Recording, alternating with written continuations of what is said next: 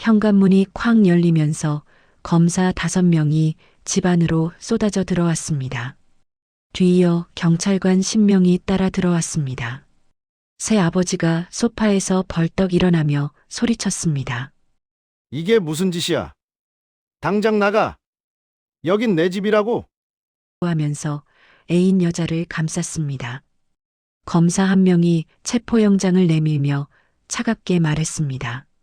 강민수 씨 살인미수 혐의로 체포합니다 하면서 수갑을 꺼냈습니다.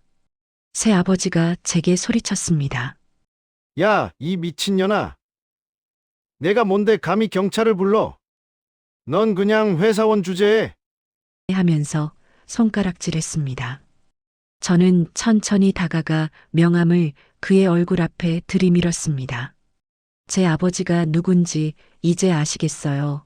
전직 검사장 딸이 얼마나 무서운지 오늘 배우실 겁니다 하고 말했습니다. 새 아버지 얼굴이 하얗게 질렸습니다. 저는 올해 35살입니다. 중소기업에서 일하는 평범한 회사원입니다. 대기업도 아니고 특별한 직책도 없는 그냥 일반 사원입니다. 아침 9시에 출근해서 저녁 6시에 퇴근하는 평범한 일상을 살고 있습니다. 주변 사람들은 제가 그저 그런 직장인으로만 알고 있습니다. 하지만 제게는 아무도 모르는 비밀이 하나 있습니다. 저희 아버지는 전직 검사장이셨습니다. 오랜 세월 검찰에서 일하시다가 정년 퇴직하셨고 5년 전에 돌아가셨습니다. 아버지가 남기신 유산은 50억이었습니다. 거액이었지만 저는 그 사실을 철저히 숨기고 살았습니다. 아버지 장례식 때 수많은 분들이 오셨습니다. 현직 검사들, 판사들, 경찰청 고위직, 국정원 출신 분들까지 조문객이 끊이질 않았습니다. 아버지 후배들은 저를 보며 말씀하셨습니다. 검사장님 따님이니 무슨 일 있으면 언제든 연락하라고 우리가 지켜주겠다고 하시면서 명함을 건네주셨습니다. 하지만 저는 그분들한테 연락하지 않았습니다. 평범하게 살고 싶었습니다. 아버지 후광 없이 제 힘으로 살아가고 싶었습니다. 그래서 중소기업에 취직했고 검사장 딸이라는 사실을 숨겼습니다. 회사 사람들은 제가 그냥 평범한 집안 출신으로만 알고 있습니다. 엄마는 아버지 돌아가신 후 많이 외로워하셨습니다. 58세의 나이에 혼자 사시기엔 너무 적막하셨던 모양입니다. 큰 집에서 혼자 지내시는 모습을 볼 때마다 가슴이 아팠습니다. 제가 자주 찾아뵙긴 했지만 제 일상도 바빠서 매일 함께할 수는 없었습니다. 어느 날 엄마가 전화하셨습니다. 말씀하시는 목소리가 평소와 달랐습니다. 밝고 들떠 있었습니다. 딸아, 오늘 저녁에 집으로 올 수 있니? 엄마가 소개시켜줄 사람이 있어 하시면서 웃음까지 섞여 나왔습니다. 저는 곧바로 무슨 일인지 짐작했습니다. 그날 저녁 엄마 댁으로 갔습니다. 거실에는 낯선 남자가 앉아 있었습니다. 50대 초반으로 보이는 단정한 인상의 남자였습니다. 정장을 깔끔하게 차려입고 있었고 자세도 반듯했습니다. 엄마가 소개하셨습니다. 이분이 강민수 씨야. 친구 소개로 알게 됐는데 정말 좋은 분이야 하시면서 행복한 표정을 지으셨습니다. 강민수라는 그 남자는 공손하게 인사했습니다. 처음 뵙겠습니다. 어머님한테서 따님 얘기 많이 들었습니다 하면서 고개를 숙였습니다. 말투도 점잖았고 태도도 예의 바른 편이었습니다. 겉으로 보기엔 괜찮은 사람처럼 보였습니다. 엄마가 차를 내오시면서 말씀하셨습니다. 민수 씨가 중견기업에서 30년 넘게 일하셨대. 지금은 정년 퇴직하셨고 연금 받으면서 여유롭게 지내신대 하시면서 자랑스럽게 소개하셨습니다. 강민수는 겸손하게 웃으며 대답했습니다. 그저 평범하게 살아왔을 뿐입니다 하고 말했습니다. 저는 조심스럽게 질문을 던졌습니다. 가족은 어떻게 되시냐고 물었습니다. 강민수가 대답했습니다. 10년 전에 이혼했고 자식은 없다고 했습니다. 부모님도 일찍 돌아가셨고 형제도 없어서 혼자 산다고 설명했습니다. 외로워서 재혼을 생각하고 있었다고 덧붙였습니다. 엄마 얼굴을 보니 완전히 사랑에 빠진 표정이었습니다. 5년 동안 외로워하시던 엄마가 처음으로 행복해 보이셨습니다. 강민수를 보는 눈빛이 소녀처럼 반짝였습니다. 오랜만에 보는 엄마의 밝은 모습에 제 마음도 조금 흔들렸습니다. 그날 밤 집으로 돌아오면서 고민이 깊어졌습니다. 엄마가 행복해 하시는 모습은 좋았지만 뭔가 찝찝한 느낌이 들었습니다. 강민수라는 남자가 정말 괜찮은 사람일까 하는 의구심이 들었습니다. 엄마 재산이 50억이나 되는데 그걸 노리고 접근한 건 아닐까 걱정됐습니다. 다음 날 출근하자마자 저는 결정을 내렸습니다. 아버지 후배 중에서 가장 믿을 만한 분한테 연락했습니다. 검찰청에서 일하시는 박 검사님이었습니다. 아버지 장례식 때 명함을 주셨던 분이었습니다. 전화를 걸었습니다. 검사님, 저 기억하시죠? 도움이 필요합니다 하고 말했습니다. 박 검사님은 반갑게 대답하셨습니다. 당연히 기억하지. 검사장님 따님 아닌가. 무슨 일인지 말해보게 하시면서 따뜻하게 말씀하셨습니다. 저는 상황을 설명했습니다. 엄마 재혼 상대를 비공식적으로 신원 조회해달라고 부탁했습니다. 박 검사님은 알겠다고 하셨습니다. 하지만 저는 엄마한테 아무 말도 하지 않았습니다. 엄마가 오랜만에 행복해 하시는데 제가 의심한다는 걸 알리고 싶지 않았습니다. 겉으로는 재혼을 지지하는 척하면서 속으로는 강민수를 철저히 조사하기로 마음먹었습니다. 엄마를 지키는 건 제 몫이었습니다. 박 검사님한테서 연락이 온 건 이틀 뒤였습니다. 점심시간에 회사 근처 조용한 카페로 나오라고 하셨습니다. 급한 일이라면서 목소리가 심각했습니다. 저는 점심 약속을 취소하고 서둘러 카페로 향했습니다. 뭔가 좋지 않은 소식일 거라는 예감이 들었습니다. 박 검사님은 이미 구석자리에 앉아 계셨습니다. 제 모습을 보시더니 손짓으로 부르셨습니다. 앉자마자 서류 봉투를 건네주셨습니다. 이거 보고 놀라지 말게. 자네 어머님이 큰일 날 뻔했어 하시면서 한숨을 쉬셨습니다. 저는 떨리는 손으로 봉투를 열었습니다. 첫 장을 펼치는 순간 숨이 막혔습니다. 강민수의 전과 기록이었습니다. 20년 전 결혼 사기로 첫 번째 실형, 15년 전 보이스피싱 조직 가담으로 두 번째 실형, 10년 전 노인 대상 투자 사기로 세 번째 실형이 적혀 있었습니다. 총 3회 복역의 감옥 생활만 12년이었습니다. 더 충격적인 내용이 뒤에 있었습니다. 현재 동거 중인 여자가 있다는 기록이었습니다. 이름은 이혜진, 나이는 45살이었습니다. 직업란에는 무직으로 적혀 있었고 전과 기록에는 사기 방조죄가 2건 있었습니다. 박 검사님이 설명하셨습니다. 이 여자가 강민수를 조종하는 것 같다고 하셨습니다. 박 검사님이 사진도 보여주셨습니다. 강민수와 이혜진이 함께 찍힌 사진이었습니다. 마트에서 장을 보는 모습, 식당에서 식사하는 모습, 손을 잡고 걷는 모습까지 찍혀 있었습니다. 완전히 부부처럼 지내고 있는 모습이었습니다. 촬영 날짜를 보니 바로 엊그제였습니다. 저는 손이 부들부들 떨렸습니다. 엄마가 사랑에 빠진 남자가 산범 사기꾼이었다는 사실이 믿기지 않았습니다. 게다가 지금도 다른 여자와 동거하면서 엄마한테 접근했다는 게 끔찍했습니다. 엄마 재산 50억을 노리고 치밀하게 계획한 범죄였던 겁니다. 박 검사님이 말씀하셨습니다. 당장 어머님한테 말씀드리고 결혼을 막아야 한다고 하셨습니다. 이런 인간하고 결혼하면 재산 전부 날리고 생명까지 위험할 수 있다고 경고하셨습니다. 필요하면 강민수를 사전에 조사해서 접근 금지 명령이라도 받아내겠다고 하셨습니다. 하지만 저는 고민에 빠졌습니다. 엄마한테 이 사실을 말씀드리면 엄마가 받을 충격이 너무 클 것 같았습니다. 5년 만에 처음으로 행복해 하시는 엄마를 보면서 차마 말씀드릴 용기가 나지 않았습니다. 게다가 증거 없이 막는다면 엄마는 제 말을 믿지 않으실 수도 있었습니다. 박 검사님이 제 고민을 눈치채셨습니다. 자네 생각이 뭔가, 어머님 마음이 걱정되는 건 이해하지만 시간이 없어 하시면서 재촉하셨습니다.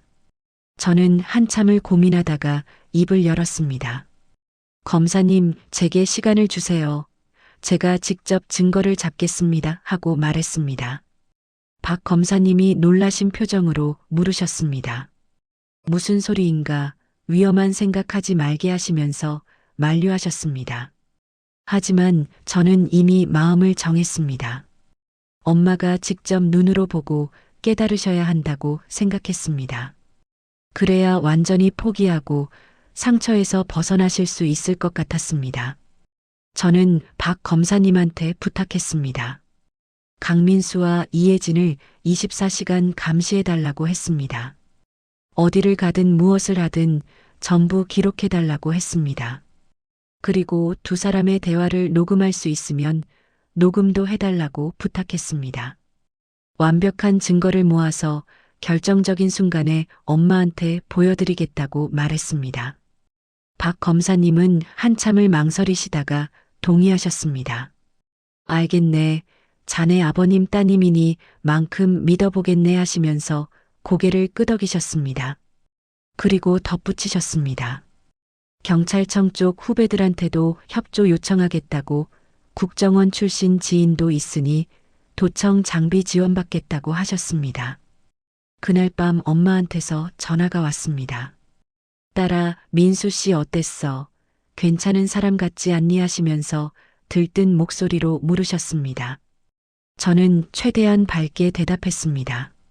네, 엄마 좋은 분 같아요. 엄마가 행복하시면 저도 좋아요 하고 말했습니다. 엄마는 기뻐하시면서 곧 정식으로 만남을 가지자고 하셨습니다. 다음 날부터 박 검사님 팀의 감시가 시작됐습니다. 강민수의 일거수일투족이 보고됐습니다. 아침에 이혜진과 함께 일어나고 함께 아침을 먹고 함께 외출하는 모습이 찍혔습니다. 낮에는 엄마를 만나러 가고 저녁에는 다시 이혜진한테 돌아가는 패턴이었습니다. 가장 충격적인 녹음 파일이 이틀 뒤에 도착했습니다. 강민수와 이혜진이 집에서 나눈 대화였습니다. 이혜진이 말했습니다. 그 할멈 재산이 50억이나 된다며 빨리 결혼해서 돈 빼돌려야지 하는 목소리가 녹음돼 있었습니다. 강민수도 대답했습니다. 걱정 마, 완전히 넘어왔어. 한 달 안에 결혼할 거야 하고 말했습니다. 이혜진이 또 말했습니다. 결혼하고 나서 딸려는 어떻게 할 거야? 걔도 재산 있잖아 하면서 물었습니다. 강민수가 웃으며 대답했습니다. 그건 나중에 생각하자. 일단 엄마 재산부터 확보하고 하면서 비웃는 소리가 들렸습니다. 저는 녹음을 듣는 내내 온몸이 부들부들 떨렸습니다. 하지만 저는 참았습니다. 아직 때가 아니었습니다. 더 결정적인 증거가 필요했습니다. 엄마가 완전히 깨달을 수 있을 만큼 명백한 증거를 모아야 했습니다. 그리고 법적으로도 완벽하게 처벌할 수 있는 증거가 필요했습니다.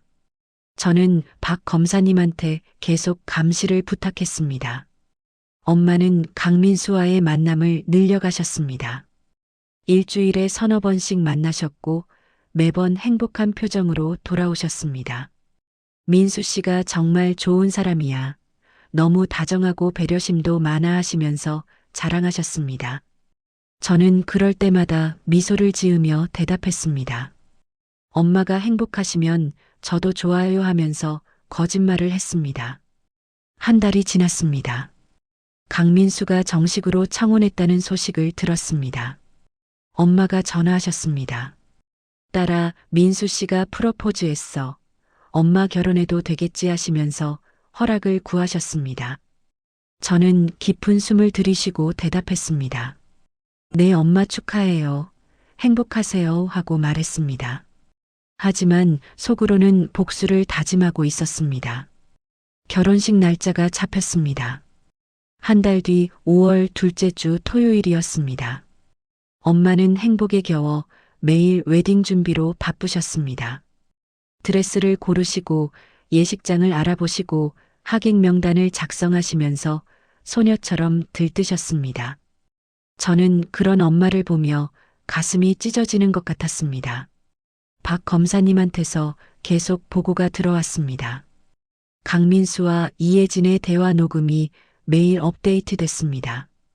두 사람은 결혼 후 계획을 구체적으로 짜고 있었습니다. 일단 엄마 명의 재산을 강민수 명의로 옮기고 그 다음엔 해외로 빼돌릴 계획이라고 했습니다. 저는 모든 녹음 파일을 차곡차곡 저장했습니다. 결혼식 이틀 전에 저는 박 검사님을 다시 만났습니다. 이번엔 경찰청 과학수사대 김 팀장님도 함께 오셨습니다. 아버지 후배이시기도 하고 제가 어릴 때부터 알던 분이셨습니다. 김 팀장님이 말씀하셨습니다. 검사장님 따님이 이렇게 고생하시는 걸 보니 마음이 아프네요 하시면서 안타까워 하셨습니다. 저는 두 분한테 부탁했습니다. 결혼식 날 강민수를 24시간 미행해 달라고 했습니다. 아마 이혜진을 만날 거라고 예상했습니다. 그 결정적 순간을 잡아달라고 했습니다. 김 팀장님이 고개를 끄덕이셨습니다. 우리 팀원 3명을 투입하겠습니다. 놓치지 않을 겁니다 하고 약속하셨습니다. 결혼식 당일이 왔습니다. 호텔 연회장에서 조촐하게 치러졌습니다. 엄마는 우아한 드레스를 입으셨고 강민수는 턱시도를 차려입었습니다. 하객은 100명 정도였습니다. 대부분 엄마 친구분들이었고 강민수 쪽 하객은 거의 없었습니다. 가족도 친구도 없다는 핑계였습니다. 저는 신부 들러리로 서 있었습니다. 엄마가 행복하게 웃으시는 모습을 보면서 눈물이 났습니다. 곧 이 행복이 산산조각 날 거라는 사실을 알기에 더 슬펐습니다. 하지만 참아야 했습니다. 엄마를 지키기 위해서는 끝까지 증거를 모아야 했습니다. 식이 끝나고 피로연이 시작됐습니다. 강민수는 계속 시계를 확인했습니다. 뭔가 급한 일이 있는 것처럼 보였습니다. 피로연이 끝나자마자 엄마한테 말했습니다. 여보, 미안한데 급한 일이 생겨서 잠깐 나갔다 올게요. 1시간이면 돌아올게요 하면서 서둘러 나갔습니다. 김 팀장님 팀원들이 강민수를 미행했습니다. 실시간으로 위치가 제 휴대폰으로 전송됐습니다. 강민수는 호텔에서 30분 거리에 있는 모텔로 향했습니다. 모텔 주차장에 차를 세우고 들어갔습니다. 10분 뒤 이혜진이 나타났습니다. 두 사람은 모텔 방으로 들어갔습니다. 팀원들이 모텔 복도에 소형 카메라를 설치했습니다. 방문이 열릴 때마다 안쪽이 찍혔습니다. 강민수와 이혜진이 껴안고 키스하는 모습이 선명하게 녹화됐습니다. 침대에 앉아서 웃으며 대화하는 장면도 찍혔습니다. 결혼식 당일 신랑이 애인과 모텔에서 시간을 보내는 명백한 증거였습니다. 1시간 뒤 강민수가 나왔습니다. 이혜진과 주차장에서 포옹하고 헤어졌습니다. 강민수는 다시 호텔로 돌아왔습니다. 엄마한테 미안하다고 사과했습니다. 급한 일이 있어서 다녀왔다고 거짓말했습니다. 엄마는 괜찮다고 하시면서 남편을 믿는 눈빛으로 바라보셨습니다. 그날 밤 신혼여행은 가지 않기로 했습니다. 엄마 연세도 있으시고 강민수도 피곤하다고 했습니다. 대신 집에서 조용히 첫날 밤을 보내기로 했습니다. 저는 제 집으로 돌아왔습니다. 혼자 방에 앉아서 김 팀장님이 보내준 동영상을 확인했습니다. 동영상에는 강민수와 이혜진의 대화가 고스란히 녹음돼 있었습니다. 이혜진이 말했습니다. 오늘 결혼식 어땠어? 그 할멈 완전히 넘어갔지 하면서 웃었습니다. 강민수도 대답했습니다. 완벽했어. 이제 재산 빼돌리기만 하면 돼 하면서 비웃었습니다. 두 사람은 샴페인을 마시며 축배를 들었습니다. 결혼 일주일 뒤부터 강민수의 본색이 드러나기 시작했습니다. 엄마한테 통장을 달라고 했습니다.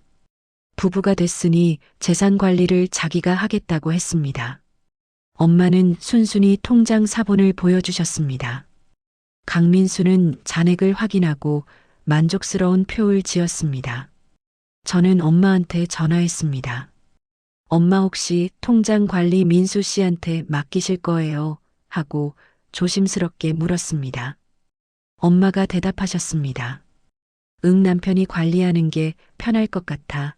민수 씨가 경제관념이 확실하대 하시면서 아무 의심 없이 말씀하셨습니다. 저는 가슴이 철렁했습니다. 박 검사님한테 급히 연락했습니다. 강민수가 통장을 가져가려 하는 것 같다고 보고했습니다. 박 검사님이 말씀하셨습니다. 일단 지켜보자. 실제로 돈을 빼돌리는 순간을 잡아야 확실한 증거가 된다고 하셨습니다. 하지만 위험하니 은행 쪽에도 협조 요청을 해두겠다고 하셨습니다. 결혼 한 달이 지났습니다. 강민수는 매일 엄마를 졸랐습니다. 여보 좋은 투자처가 있다고 돈을 좀 옮기자고 설득했습니다. 엄마는 처음엔 망설이셨지만 결국 동의하셨습니다. 남편을 믿는다고 하셨습니다. 저는 그 소식을 듣고 온몸에 소름이 돋았습니다. 김 팀장님이 은행 지점장한테 협조를 구했습니다. 강민수가 큰 금액을 이체하려 하면 즉시 연락 달라고 부탁했습니다. 지점장도 아버지를 아시던 분이라 흔쾌히 동의하셨습니다. 이제 강민수가 실수하기만을 기다리는 상황이었습니다. 결혼 6개월째 되던 어느 날이었습니다. 새벽에 강민수한테서 전화가 왔습니다. 목소리가 다급했습니다. 빨리 와봐. 어머니가 쓰러지셨어 하면서 다급하게 말했습니다. 저는 잠옷 차림으로 뛰쳐나가 택시를 잡아탔습니다. 병원 응급실로 달려갔습니다. 엄마는 중환자실에 계셨습니다. 의사가 나와서 설명했습니다. 급성 심근경색이라고 했습니다. 새벽에 갑자기 가슴 통증을 호소하시다가 의식을 잃으셨다고 했습니다. 심폐소생술을 했지만 상태가 좋지 않다고 했습니다. 최선을 다하겠지만 각오는 하셔야 한다고 말했습니다. 저는 중환자실 문 앞에서 무너졌습니다. 강민수가 옆에 서 있었습니다. 걱정스러운 표정을 짓고 있었지만 눈빛은 차가웠습니다. 저는 그 순간 의심이 들었습니다. 엄마가 갑자기 심장병으로 쓰러지신 게 정말 우연일까 하는 생각이 들었습니다. 강민수가 뭔가 한 건 아닐까 하는 불길한 예감이 들었습니다. 박 검사님한테 급히 연락했습니다. 엄마가 위독하다고 말했습니다. 박 검사님은 즉시 병원으로 오셨습니다. 강민수를 보더니 날카로운 눈빛으로 쳐다보셨습니다. 저한테 조용히 말씀하셨습니다. 혹시 모르니 부검 준비를 해두자고 의심스러운 점이 너무 많다고 하셨습니다. 엄마는 이틀을 버티셨습니다. 중환자실에서 의식을 회복하지 못하셨습니다. 저는 유리창 너머로 엄마를 바라보며 울었습니다. 기계 소리만 요란하게 들렸습니다. 의사들이 분주하게 움직였습니다. 하지만 엄마는 결국 돌아오지 못하셨습니다. 사망 진단서에는 급성 심근경색으로 적혀 있었습니다. 박 검사님이 부검을 요청하셨습니다. 강민수는 반대했습니다. 부검은 망자를 욕되게 하는 일이라고 했습니다. 하지만 저는 동의했습니다. 엄마를 위해서라도 진실을 밝혀야 한다고 생각했습니다. 딸인 제 동의로 부검이 진행됐습니다. 부검 결과는 일주일 뒤에 나왔습니다. 박 검사님이 저를 따로 불러서 결과를 알려주셨습니다. 엄마 혈액에서 밀양의 디곡신이 검출됐다고 했습니다. 디곡신은 심장약인데 과다 복용하면 심장마비를 일으킬 수 있다고 설명하셨습니다. 엄마는 심장병이 없으셨는데 이 약이 나왔다는 건 누군가 투여했다는 의미였습니다. 저는 온몸이 얼어붙었습니다. 강민수가 엄마를 독살했다는 증거였습니다. 박 검사님도 분노하셨습니다. 이건 명백한 살인이네. 바로 체포해야 해 하시면서 주먹을 쥐셨습니다. 하지만 저는 잠깐 기다려달라고 했습니다. 이혜진도 함께 잡아야 한다고 말했습니다.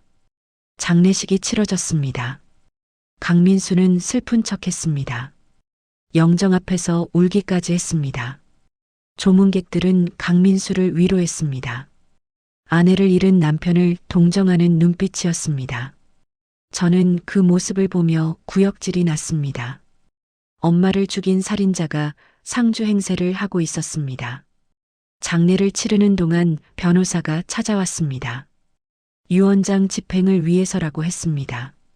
엄마는 5년 전 아버지 돌아가신 후 유언장을 작성하셨었습니다. 변호사가 유언장을 낭독했습니다.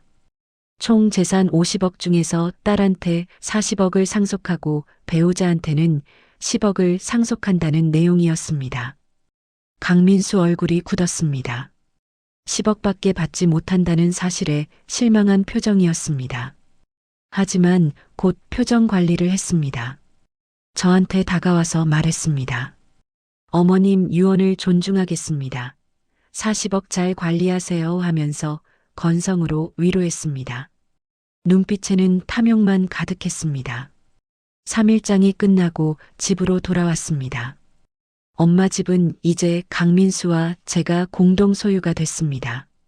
유산 정리가 끝날 때까지는 함께 있어야 했습니다. 저는 제 방에서 지내기로 했습니다.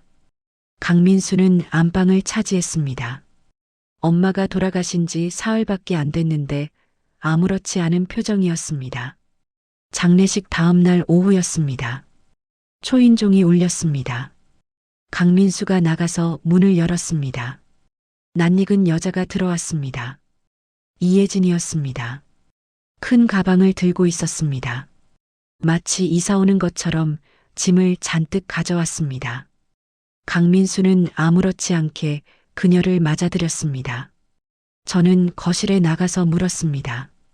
이분은 누구세요? 하고 물었습니다. 강민수가 대답했습니다. 아, 이분은 내 친구야. 당분간 여기서 지낼 거야 하면서 태연하게 말했습니다. 이혜진도 저를 보며 인사했습니다. 처음 뵙겠습니다 하면서 건성으로 고개를 숙였습니다. 눈빛에는 비웃음이 가득했습니다. 저는 항의했습니다. 엄마 돌아가신 지 사흘밖에 안 됐는데 다른 사람을 들이는 게 말이 되냐고 따졌습니다. 강민수가 차갑게 대답했습니다. 이 집은 내 집이기도 해. 내가 누구를 들이든 상관없어 하면서 쏘아붙였습니다. 이혜진도 거들었습니다. 넌 그냥 회사원이잖아. 어른들 일에 참견하지 마 하면서 비웃었습니다. 그날 밤부터 두 사람은 안방을 함께 썼습니다. 문을 닫지도 않고 웃고 떠드는 소리가 들렸습니다. 엄마가 돌아가신 집에서 엄마 침대에서 애인과 잠을 자는 행동이었습니다. 저는 분노로 몸이 떨렸습니다. 하지만 참았습니다. 조금만 더 참으면 된다고 스스로를 달랬습니다. 다음 날 아침 두 사람은 당당하게 식탁에 앉았습니다.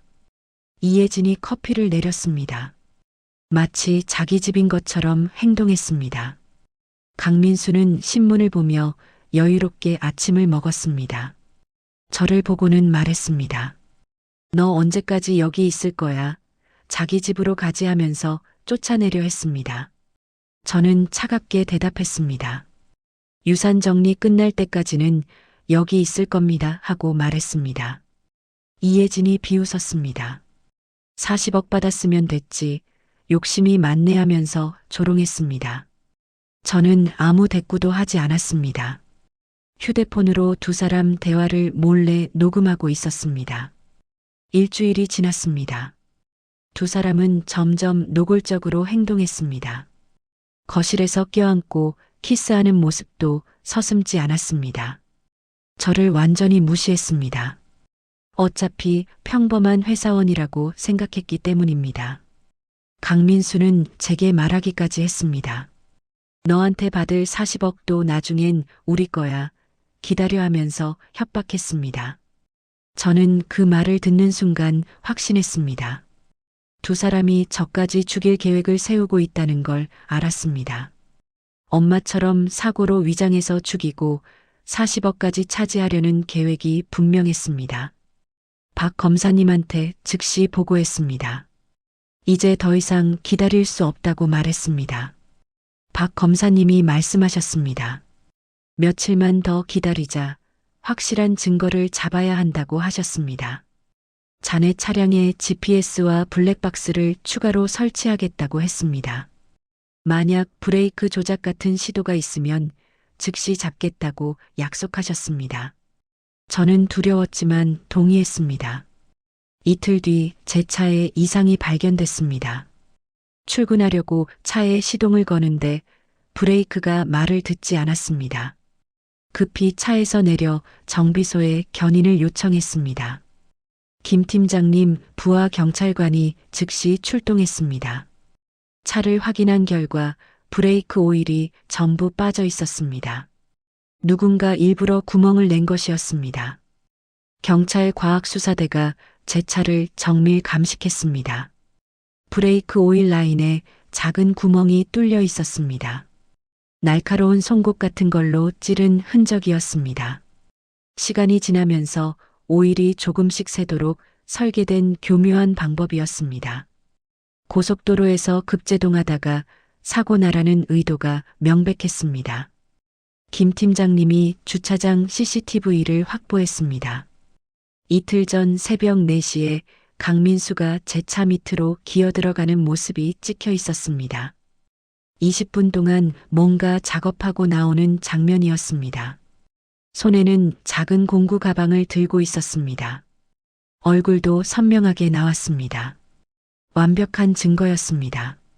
박 검사님이 말씀하셨습니다. 이제 충분해. 바로 체포하자고 하셨습니다. 하지만 저는 요청했습니다. 며칠만 더 기다려달라고, 이혜진의 역할도 명확히 밝혀야 한다고 말했습니다. 두 사람을 동시에 잡아야 한다고 주장했습니다. 박 검사님은 걱정스러워 하셨지만 결국 동의하셨습니다. 집으로 돌아갔을 때 두 사람은 거실에 앉아 있었습니다. 제 모습을 보더니 놀란 표정을 지었습니다. 강민수가 물었습니다. 너 왜 살아있어? 아니 무슨 일 있었어 하면서 당황했습니다. 저는 태연하게 대답했습니다. 차가 고장나서 정비소에 맡겼어요.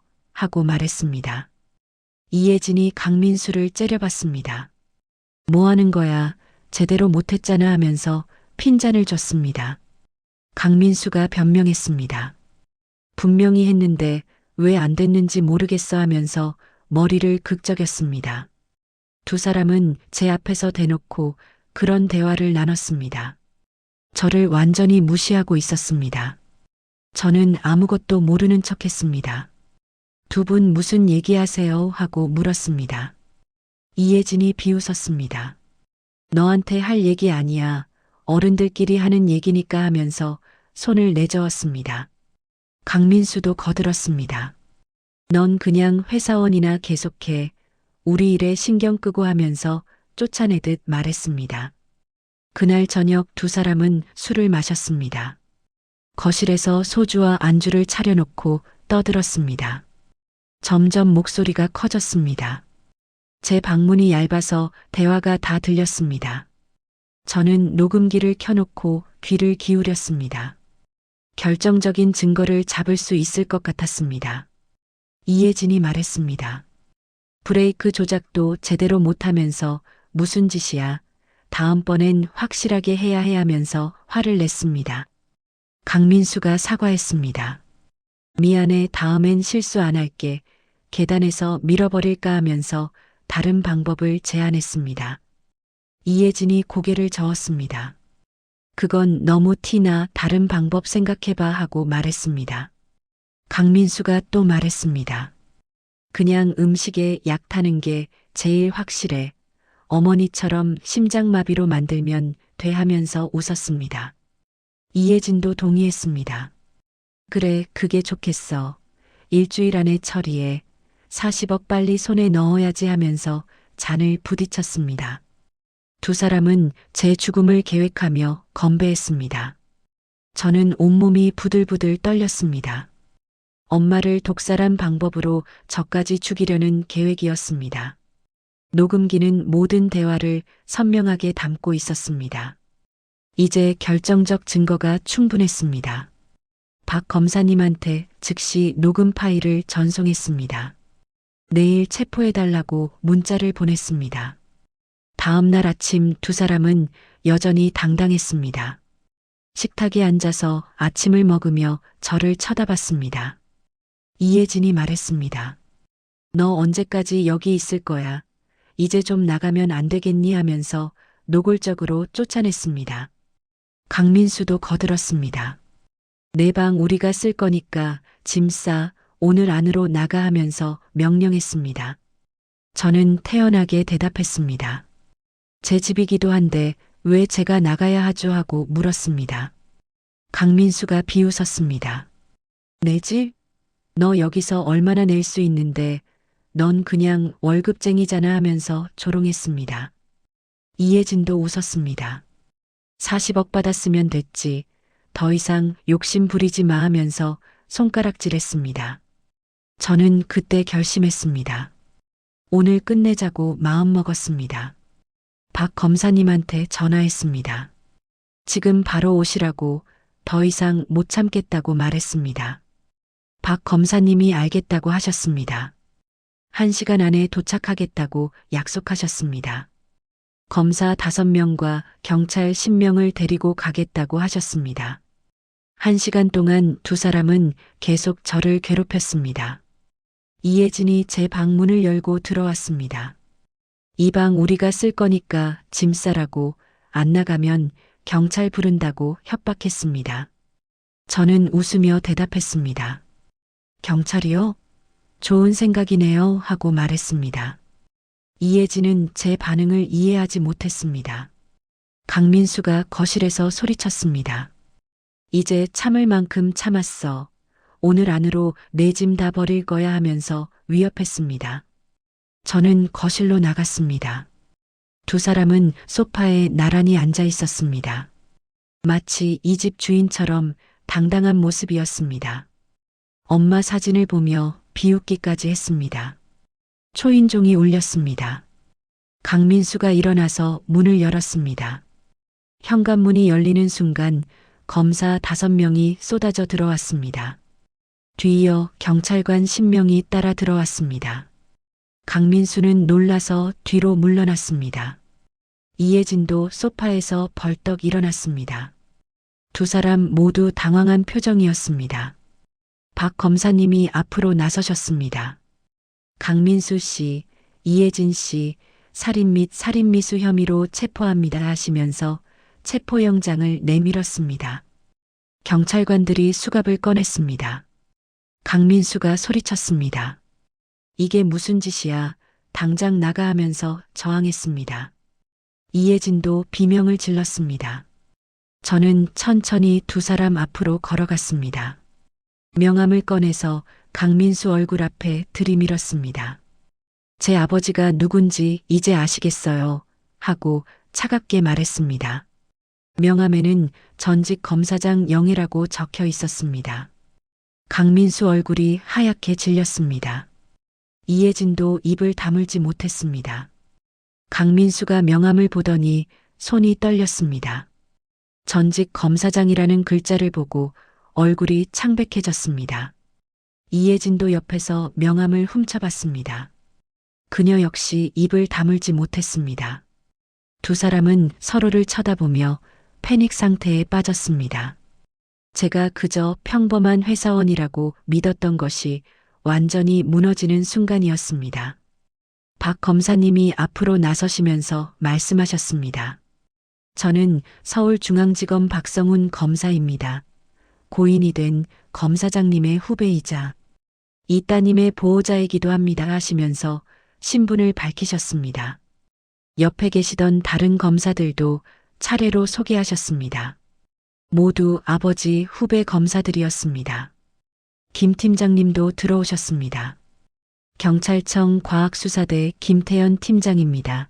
검사장님 생전에 많은 도움을 받았죠 하시면서 강민수를 노려보셨습니다. 뒤따라 경찰관들이 증거 상자를 들고 들어왔습니다. 그 안에는 지난 6개월간 수집한 모든 증거가 담겨 있었습니다. 강민수가 변명하기 시작했습니다. 이건 오해예요. 아무것도 한 게 없어요 하면서 손사래를 쳤습니다. 박 검사님이 차갑게 웃으셨습니다. 오해라고요? 그럼 이건 뭐죠 하시면서 태블릿을 꺼내셨습니다. 화면에는 결혼식 당일 강민수가 이혜진과 모텔에서 포옹하는 장면이 재생됐습니다. 이혜진이 비명을 질렀습니다. 저건 어떻게 찍은 거예요? 불법 촬영이에요 하면서 항의했습니다. 김 팀장님이 대답하셨습니다. 적법한 수사 절차를 거쳤습니다. 법원 허가도 받았고요 하시면서 서류를 보여주셨습니다. 모든 증거 수집이 합법적으로 이루어졌다는 증명이었습니다. 박 검사님이 계속 증거를 보여주셨습니다. 강민수와 이혜진이 집에서 나눈 대화 녹음이 재생됐습니다. 그 할멈 재산이 50억이나 된다며 하는 이혜진 목소리가 거실에 울려 퍼졌습니다. 빨리 결혼해서 돈 빼돌려야지 하는 강민수 목소리도 들렸습니다. 두 사람 얼굴이 점점 하얗게 변했습니다. 더 충격적인 증거가 나왔습니다. 엄마 부검 결과 보고서였습니다. 박 검사님이 낭독하셨습니다.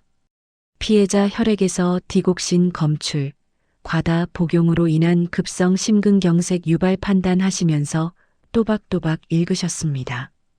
강민수는 벽에 기대서 주저앉았습니다. 이혜진은 고개를 떨궜습니다. 김 팀장님이 또 다른 증거를 제시했습니다. 제 차량 브레이크 조작 장면이 담긴 CCTV 영상이었습니다. 새벽 4시에 강민수가 차 밑으로 기어들어가는 모습이 선명했습니다. 공구를 들고 20분간 작업하는 장면도 찍혀 있었습니다. 강민수는 더 이상 변명할 말이 없었습니다. 박 검사님이 마지막 결정타를 날렸습니다. 어젯밤 두 분이 나눈 대화입니다 하시면서 녹음 파일을 재생했습니다. 일주일 안에 처리해 40억 빨리 손에 넣어야지 하는 이혜진 목소리가 들렸습니다. 음식에 약 타는 게 제일 확실해하는 강민수 목소리도 흘러나왔습니다. 거실이 조용해졌습니다. 이혜진이 울기 시작했습니다. 저는 몰랐어요. 다 강민수가 시킨 거예요 하면서 강민수를 가리켰습니다. 강민수가 화를 냈습니다. 무슨 소리야. 내가 다 계획한 거잖아 하면서 반박했습니다. 두 사람은 서로를 배신하며 책임을 떠넘기기 시작했습니다. 공범들의 전형적인 모습이었습니다. 저는 두 사람 앞에 섰습니다. 차갑게 내려다보며 말했습니다. 두 분 엄마 결혼식 날부터 감시하고 있었어요. 모텔 가는 것도 집에서 나누는 대화도 전부 알고 있었죠. 하고 설명했습니다. 강민수가 저를 노려봤습니다. 그럼 왜 진작에 말 안 했어 하면서 따졌습니다. 저는 웃으며 대답했습니다. 엄마가 행복해 하셨으니까요. 그리고 완벽한 증거를 모으고 싶었어요. 하고 말했습니다. 두 분이 범죄자라는 걸 법정에서 증명하고 싶었죠 하며 덧붙였습니다. 이혜진이 주저앉아 울었습니다. 강민수는 벽을 주먹으로 쳤습니다. 하지만 이미 늦었습니다. 경찰관들이 두 사람을 일으켜 세웠습니다. 수갑이 채워졌습니다. 강민수가 마지막으로 저를 쳐다봤습니다. 넌 그냥 회사원이라며 어떻게 이럴 수가 있어 하면서 믿을 수 없다는 표정이었습니다. 저는 차갑게 대답했습니다. 전 회사원 맞아요. 하지만 전직 검사장 딸이기도 하죠 하고 말했습니다. 박 검사님이 체포 사유를 정식으로 고지했습니다. 강민수 씨는 살인죄 및 살인미수죄로, 이혜진 씨는 살인방조죄 및 공모죄로 긴급 체포합니다 하시면서 영장을 보여주셨습니다. 두 사람은 경찰차로 끌려갔습니다. 저는 창문 너머로 그 모습을 지켜봤습니다. 집이 조용해졌습니다. 검사님들과 경찰관들이 증거물을 수거해 갔습니다. 박 검사님이 제 어깨를 두드리셨습니다. 잘 참았네. 검사장님이 보셨으면 자랑스러워 하셨을 거야 하시면서 위로하셨습니다. 저는 고개를 숙였습니다. 아버지 생각에 눈물이 났습니다. 김 팀장님도 다가오셨습니다. 따님 덕분에 악당들 잡았어요. 검사장님 은혜를 조금이나마 갚은 것 같네요 하시면서 웃으셨습니다. 저는 감사하다고 인사했습니다. 아버지가 남긴 인맥이 저를 지켜줬다는 사실이 감사했습니다. 혼자였다면 절대 이길 수 없었을 것입니다. 저녁이 되어 집에 혼자 남았습니다. 엄마 사진 앞에 앉았습니다. 엄마 복수했어요. 그 사람들 잡았어요. 하고 속삭였습니다. 눈물이 주르륵 흘렀습니다. 6개월간 참았던 감정이 터져 나왔습니다. 엄마를 지키지 못한 미안함과 복수에 성공한 안도감이 뒤섞였습니다. 다음 날 경찰서로 출석했습니다. 정식 진술을 해야 했습니다. 강민수와 이혜진도 조사를 받고 있었습니다. 복도에서 스쳐 지나갈 때 두 사람은 고개를 숙였습니다. 더 이상 저를 무시하거나 비웃지 못했습니다. 전직 검사장 딸이라는 사실 앞에 완전히 무너져 있었습니다. 구속영장이 발부됐습니다. 강민수와 이혜진 모두 도주 우려와 증거인멸 우려가 있다는 이유였습니다. 두 사람은 구치소에 수감됐습니다. 기소까지는 한 달이 걸렸습니다.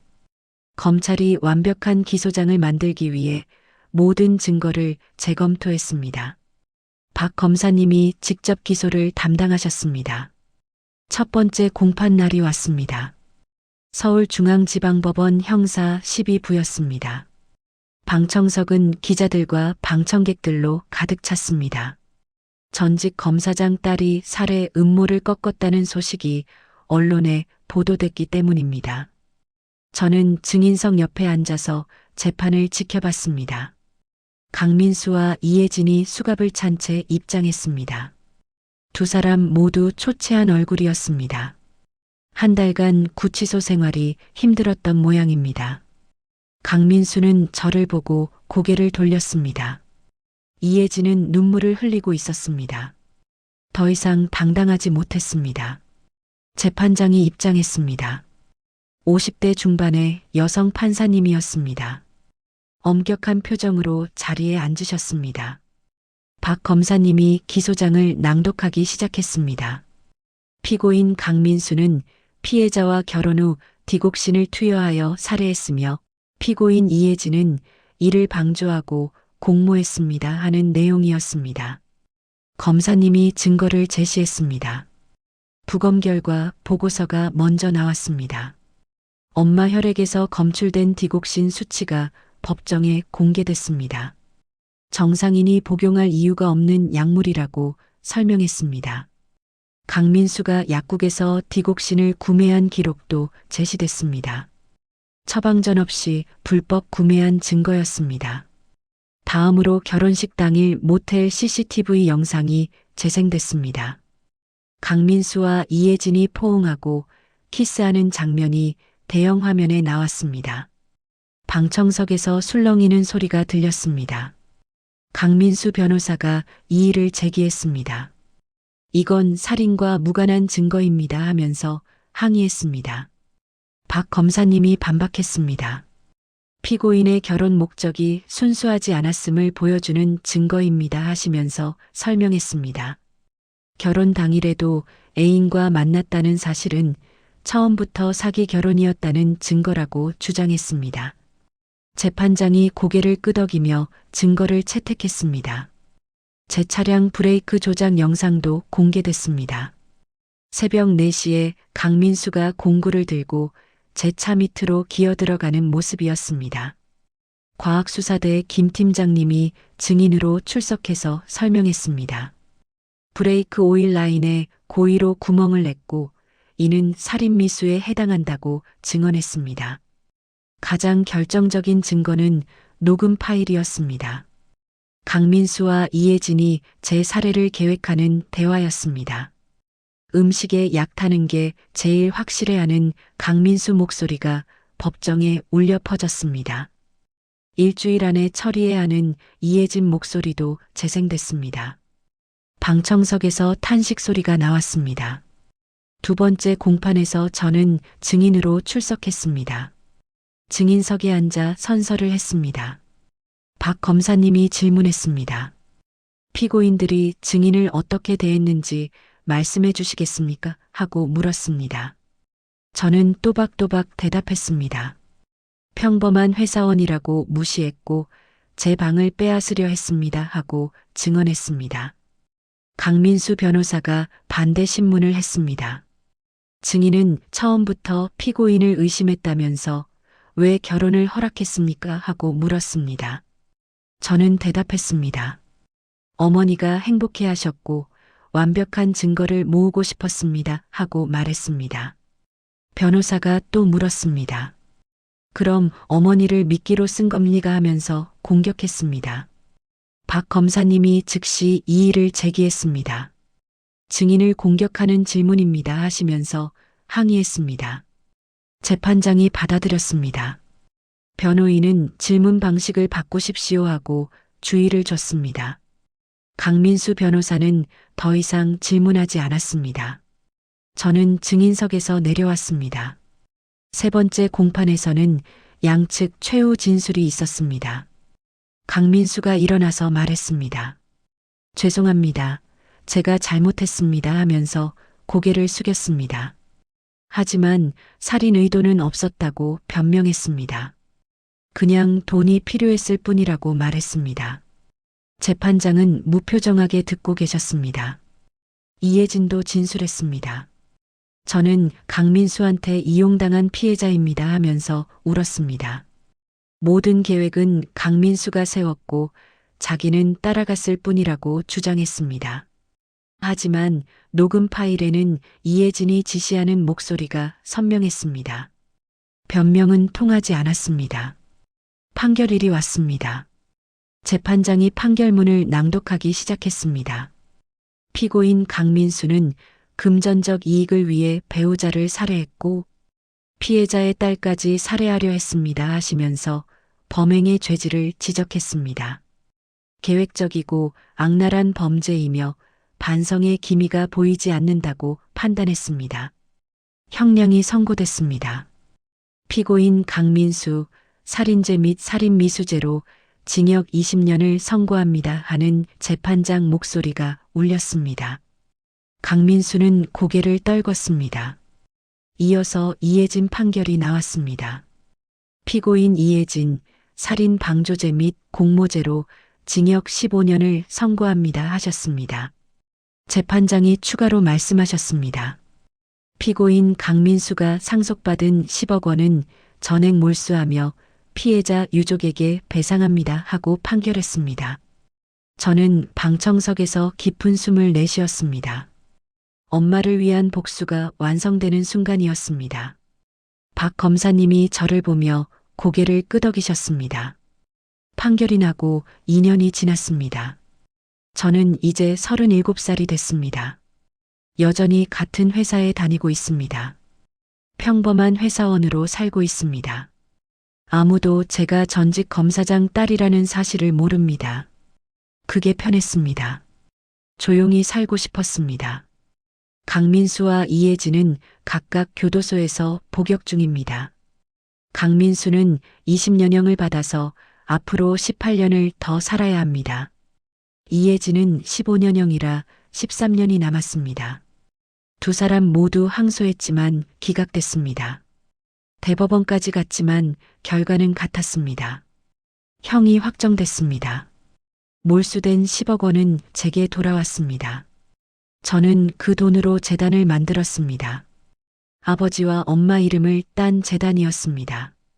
황혼 재혼 사기 피해자를 돕는 재단이었습니다.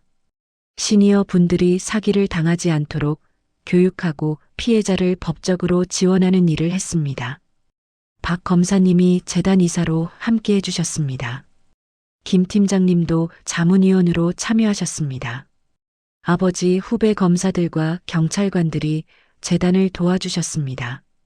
무료 법률 상담을 해주시고 사기 사건 수사도 협조해 주셨습니다. 아버지가 남긴 인맥이 좋은 일에 쓰이고 있었습니다. 1년 만에 재단은 100명이 넘는 피해자를 도왔습니다. 황혼 재혼 사기, 투자 사기, 보이스피싱 피해자들이었습니다. 저희는 무료로 변호사를 연결해주고 경찰 조사를 지원했습니다. 그중 70명이 넘게 돈을 돌려받았습니다. 피해자들이 감사 편지를 보내왔습니다. 엄마 집은 그대로 두었습니다. 가끔 주말에 찾아가서 청소하고 환기시켰습니다. 엄마 사진 앞에 앉아서 이야기를 나눴습니다. 엄마 재단 일 잘 되고 있어요. 많은 분들을 도와드리고 있어요. 하면서 근황을 전했습니다. 엄마가 미소 지으며 듣고 계시는 것 같았습니다. 회사 일도 계속했습니다. 승진해서 이제 대리가 됐습니다. 월급도 조금 올랐습니다. 동료들은 여전히 제가 평범한 사람이라고 생각했습니다. 점심시간에 같이 밥 먹고 회식 때 소주 마시는 평범한 직장인이었습니다. 그런 일상이 좋았습니다. 가끔 박 검사님이 저녁 식사에 초대하셨습니다. 검사님 부부와 함께 조용한 식당에서 식사하며 이야기를 나눴습니다. 검사님은 저를 딸처럼 대해주셨습니다. 아버지가 살아계셨다면 이렇게 대해주셨을 거라는 생각이 들었습니다. 감사한 마음이 들었습니다. 김 팀장님도 자주 연락하셨습니다. 사건 상담이 필요하면 언제든 연락하라고 하셨습니다. 재단에서 처리하기 어려운 사건은 팀장님이 직접 나서서 도와주셨습니다. 아버지 은혜를 갚는다고 하시면서 웃으셨습니다. 저는 그럴 때마다 고개를 숙여 감사 인사를 드렸습니다. 지난주에 엄마 기일이었습니다. 엄마 산소에 다녀왔습니다. 아버지 산소 옆에 나란히 계셨습니다. 꽃을 올리고 절을 했습니다. 엄마 아빠 딸 잘 살고 있어요. 걱정하지 마세요 하고 속삭였습니다. 바람이 불어와 나뭇잎이 흔들렸습니다. 부모님이 대답하시는 것 같았습니다. 요즘 새로운 사람을 만나고 있습니다. 재단 자원봉사자로 온 변호사였습니다. 40살의 성실한 사람이었습니다. 이혼 경력이 있지만 아이는 없었습니다. 저처럼 상처가 있는 사람이었습니다. 조심스럽게 다가가고 있습니다. 서두르지 않고 천천히 알아가려고 합니다. 엄마 일을 겪고 나서 배웠습니다. 사람을 함부로 믿으면 안 된다는 것을 알았습니다. 하지만 동시에 좋은 사람들도 많다는 것도 배웠습니다. 아버지 후배들처럼 은혜를 잊지 않고 도와주는 분들이 있었습니다. 그분들 덕분에 엄마 복수를 할 수 있었습니다. 저는 오늘도 출근합니다. 평범한 회사원으로 지하철을 탑니다. 아무도 제가 전직 검사장 딸이라는 걸 모릅니다. 그게 좋습니다.